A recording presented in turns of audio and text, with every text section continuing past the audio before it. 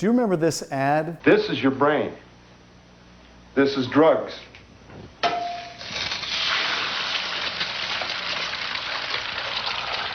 This is your brain on drugs. Well, if that was your brain on drugs, this is your economy on Donald Trump. Headlines. In the wake of Trump tariffs, John Deere announces mass layoffs. PepsiCo will increase carbonated soft drink concentrate prices by 10%. Sony is raising PS5 prices in the U.S. by $50 across all models, and electric bills are up 10% so far this year. On Friday, we learned in the jobs report that for the first time since 2020, the economy lost more jobs than it gained.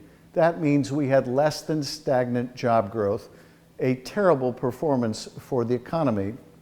It's not just the jobs numbers, though, or not just the overall jobs numbers. Donald Trump promised to bring manufacturing back to America, and yet these numbers also reveal that in the last 4 months, we have done nothing but lose manufacturing jobs.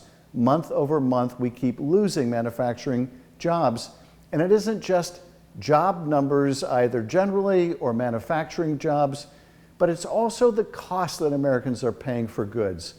Because with these tariffs, we're seeing prices go up and up and up on food, on rent, on housing, on all kinds of everyday necessities, your medicine, the fuel you put in your car. Prices are going up. At the same time, we're seeing unemployment start to tick up. And this is leading many economists to fear that there is now, because of Trump's policies, a 50-50 chance of the country being pushed into a recession.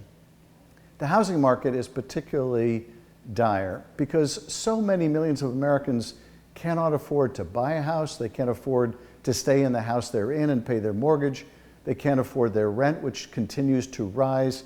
We're simply not building enough new housing in America in order to bring the cost of housing down. Now, the Trump administration recently promoted the New Start numbers for new housing, but it is causing a lot of economists in the housing space to question the administration's numbers, because if there were increased housing starts, you would think that developers would be seeing it, and they're not. You would think that architects would be seeing it, and they're not. You would think that private economist numbers would be bearing this out, and they're not. You have to add to this now the skepticism when the Trump administration puts out any numbers. Because when you fire the head of the Bureau of Labor Statistics because they put out numbers about the economy the president didn't like, it does cause everyone to suddenly question any numbers it gets from the administration. And the fact of the matter is, it shouldn't be too hard to really get housing going in America. This is the thing that really kills me. I came to Congress to get things done, to use bipartisan and common sense solutions to tackling problems. If we want to incentivize the building of housing that's affordable, there are lots of ways to do it. There are things called the low-income housing tax credit, which really works. It makes it pencil out for developers to build affordable housing. The problem is we put a cap on how many developers can use that tax credit. And as a result, most developers don't get to use that, which means a lot of housing simply doesn't get built. We need to massively expand that tax credit. I don't think there should be a cap on it at all. That is, any developer willing to meet the conditions of using those tax credits should have access to those tax credits. We're also going to need to make sure that we reduce regulatory burdens, that we make it easier to get things built, that we make sure local government gets the yes more quickly. All of this is going to be necessary to do what I would like to see in America, and that is another housing boom. Just as after World War II, the Democratic Party was the party of building millions and millions of new houses, affordable new housing for returning GIs. I want the Democratic Party again to be the party of the next housing boom in America.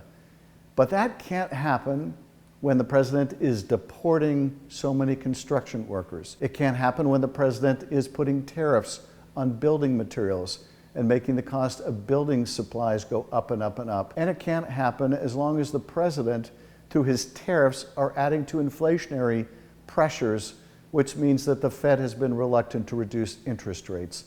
Lower interest rates would facilitate the building of more housing. So we need to apply a little common sense here. We need to end these destructive policies of the administration That's just driving up costs, driving up our utility bills because they're trying to do away with new renewable energy coming online. Let's not dig the hole in our economy even deeper. Because if we do, then there's only one economy that's going to be working, and that is Donald Trump's personal economy. He has made billions since he became president through his corrupt crypto schemes, through his meme coin dinners, through his essentially extorting media companies to pay him settlements to allow mergers to go through, like the case with CBS, Paramount, and Skydance.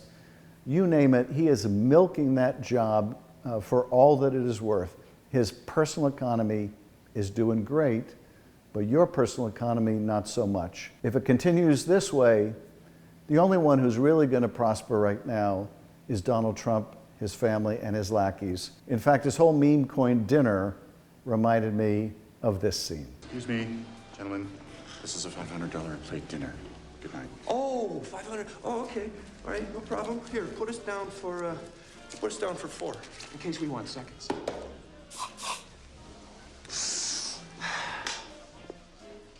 So he's pushing healthcare costs up and housing costs up and energy costs up, utility bill costs up, even while unemployment is going up and while inflation stubbornly continues to rise.